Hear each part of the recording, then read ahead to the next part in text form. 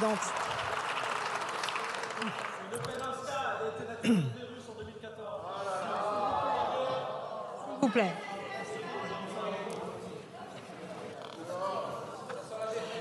Madame la Présidente, Monsieur le Premier ministre, Messieurs les ministres, chers collègues. Depuis plus de 3 ans, le peuple ukrainien résiste avec héroïsme à l'indéfendable agression russe. Et c'est donc vers les millions de morts, blessés, déplacés ou réfugiés et leurs familles que je souhaite me tourner en commençant mon propos. Si cet héroïsme nous oblige, il nous force aussi à la franchise. Je l'ai dit à maintes et maintes reprises, il ne peut y avoir d'issue militaire à ce conflit. L'Ukraine ne peut pas gagner contre la Russie sans l'entrée en guerre de l'OTAN, qui n'est pas une option compte tenu des risques d'escalade vers une guerre mondiale entre puissances nucléaires. Et heureusement, grâce au courage et à la résistance des Ukrainiens, soutenus par les puissances occidentales, la Russie ne peut pas non plus sortir vainqueur de ce conflit. Bien sûr, la France a eu raison de soutenir aux côtés de ses alliés l'Ukraine et les Ukrainiens, et je salue ces milliers de Français qui ont accueilli les réfugiés de cette guerre, ces maires qui ont, comme Louis Alliot à Perpignan, ouvert leur commune à ceux qui fuyaient les combats, tout comme je salue l'engagement de nos soldats, que ce soit pour tenir une posture de dissuasion dans les pays baltes ou en Roumanie, ou pour former les soldats ukrainiens. Ce soutien est d'autant plus honorable qu'il a lieu dans un contexte budgétaire fortement dégradé.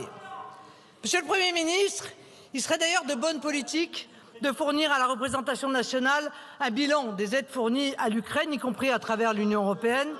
Ce bilan devant notamment permettre de comprendre enfin à quoi servent finalement les intérêts des avoirs russes gelés qui ont, j'ai l'impression, été promis comme source de financement pour bien trop de sujets.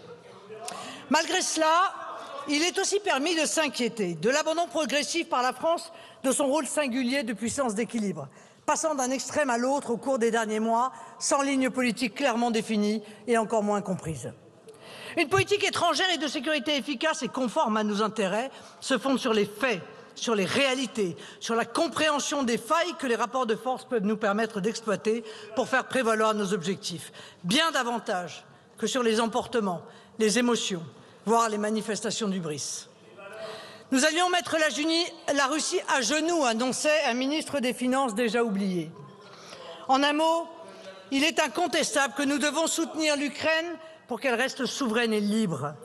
Mais nous devons le faire avec réalisme et en gardant à l'esprit nos propres intérêts nationaux, plus qu'avec des coups de menton dépourvus d'effet.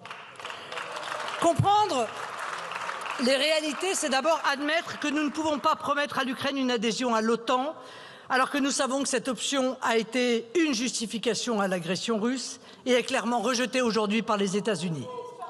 De même, l'adhésion de l'Ukraine à l'Union européenne va incontestablement à l'encontre de nos intérêts. Cette adhésion coûterait des milliards d'euros à la France. Elle créerait une nouvelle distorsion de concurrence sur le marché du travail, impactant fortement notre modèle social. Et sa première conséquence serait à coup sûr la ruine de nos agriculteurs par l'effet conjugué de la baisse massive de la PAC pour la France et par la concurrence déloyale que créerait cette adhésion. Le soutien à cette double adhésion apparaît donc soit comme une tromperie, soit comme un risque majeur pour la paix et pour nos intérêts. En février, j'écrivais aux Français, en février 2023, j'écrivais aux Français, il est parfois plus difficile de faire la paix que de se laisser entraîner dans le flot des événements. Les logiques de bloc ou les passions irraisonnées, c'est le propre des grandes puissances de savoir s'en extraire pour rechercher avec une sereine autorité les moyens de la diplomatie. C'est la vocation historique et morale de la France, dans une position indépendante, de faire entendre la voix d'un pays dont le sacrifice dans les guerres donne crédit à sa volonté sincère de paix. Jamais ces dernières années, le monde n'a eu autant besoin de la France, de sa voix, de la bienveillante autorité de sa diplomatie, de ses capacités d'influence sur les grandes puissances. Alors que je considère qu'en matière de politique étrangère, l'un des maîtres mots doit être la constance. Les virevoltes du président de la République sur le conflit ukrainien n'ont pas permis à la France de peser significativement. Et c'est à Riyad et à Istanbul que cela se passe, et malheureusement sans nous. Certes, Je ne peux que me réjouir qu'Emmanuel Macron soit passé d'un chimérique « nous avons la conviction que la défaite de la Russie est indispensable à la sécurité et à la stabilité de l'Europe » le 27 février 2024 à un plus réaliste « notre souhait est qu'il puisse y avoir des conflits qui s'arrêtent, une trêve mesurable, vérifiable, qui permette la négociation d'une paix durable » le 20 février 2025. Je ne peux néanmoins que constater ce grand écart, conséquence d'une politique de gribouille, peu lisible, évoluant au jour le jour, sans vision construite. Ce grand écart s'est une fois de plus manifesté lors de sa récente visite à Washington, où il n'a été finalement question que de pouvoir exister. Mais évidemment, ce grand écart qui frise avec le concept des injonctions contradictoires est aussi celui des États-Unis, dont le président Zelensky a malheureusement fait les frais à Washington. Monsieur le Premier ministre, chers collègues, il ne faut pas être naïf. Si l'inflexion profonde des États-Unis vis-à-vis du conflit ukrainien vise à un arrêt des combats sans capitulation ukrainienne pour espérer arriver à un accord de paix, elle n'en demeure pas moins guidée par la défense des intérêts américains, en particulier économiques.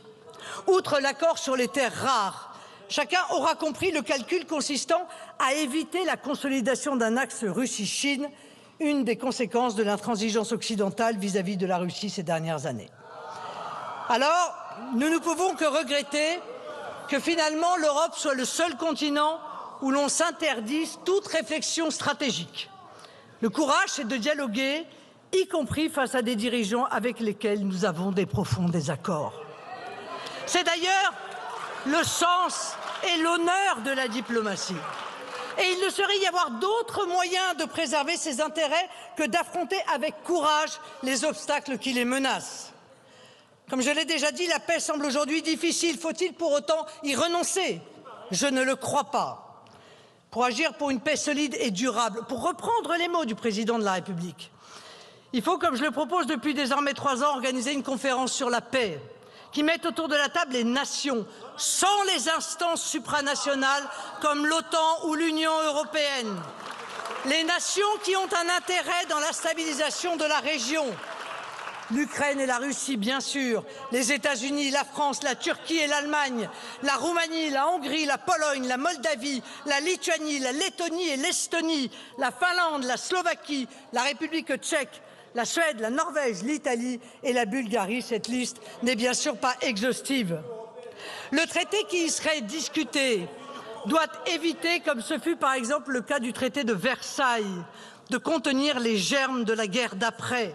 Autrement dit, au-delà de la question des frontières, et pas seulement de la frontière russo-ukrainienne d'ailleurs, ça doit être aussi posée la question, par exemple, du périmètre de l'OTAN. Face à la nouvelle donne géopolitique majeure qui émerge, dont l'une des faces est la fin de la naïveté devant la mondialisation heureuse et la nécessité du réarmement national, je suis convaincu que la France peut retrouver sa place si singulière dans le concert des nations. Et qu'elle doit pour cela renouer avec ce pacte 20 fois séculaire entre la grandeur de la France et la liberté du monde, pour reprendre les mots du général de Gaulle à Londres en 1941.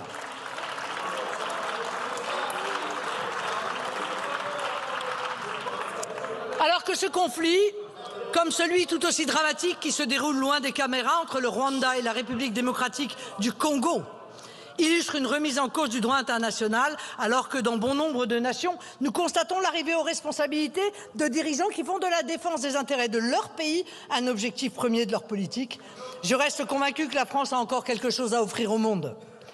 Historiquement, la France a toujours défendu les nations et leur liberté. Elle doit renouer avec sa vocation de puissance de paix et de concorde. C'est dans ce sens que, vous le savez, j'ai proposé il y a quelques mois une déclaration des droits des peuples et des nations pour offrir un outil supplémentaire dans le droit international. Cet outil vise non seulement à préserver la sécurité des peuples et des nations, mais aussi leur liberté face aux ingérences étatiques ou privées.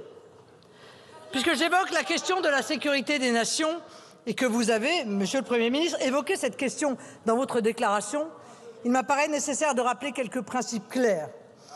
Tant j'ai pu entendre récemment des propos et des propositions qui m'apparaissent extrêmement dangereuses pour notre pays.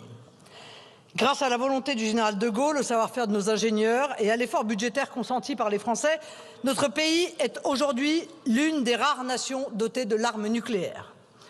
La dissuasion permet à notre pays de vivre en paix depuis plus d'un demi-siècle et reste la clé de voûte de notre sécurité et de notre modèle d'armée.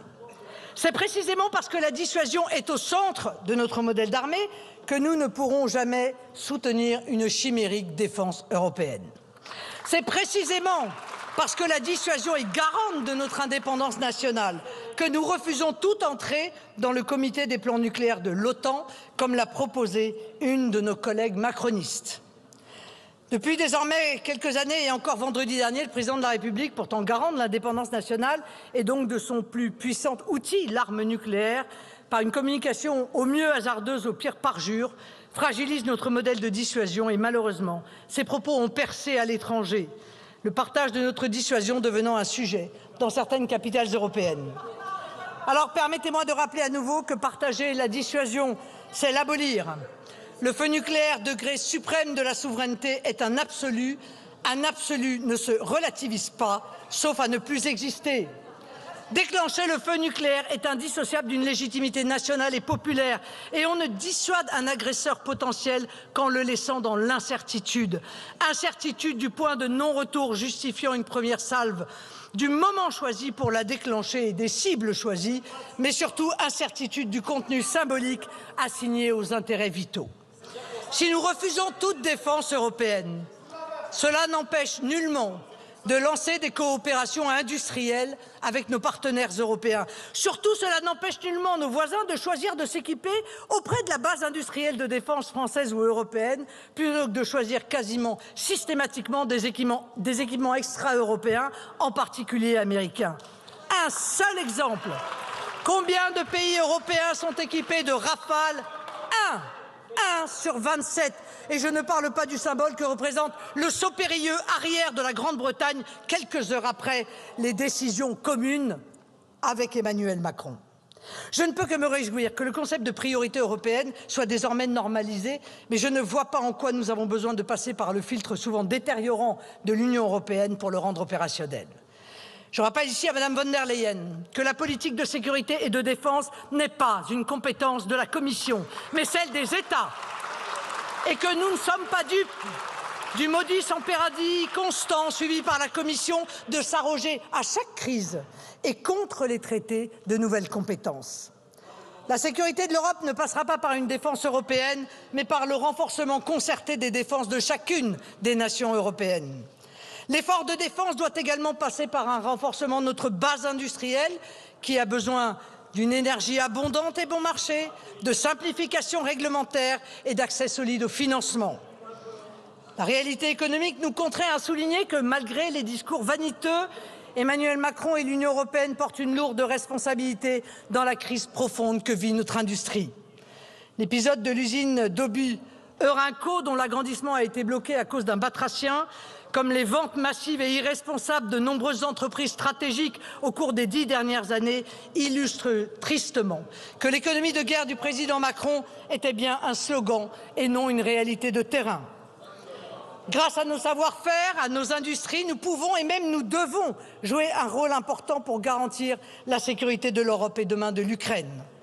L'idée présentée il y a quelques jours par Monsieur le ministre des Armées de constituer des stocks d'armes dissuasives pour l'Ukraine me paraît aller dans le bon sens.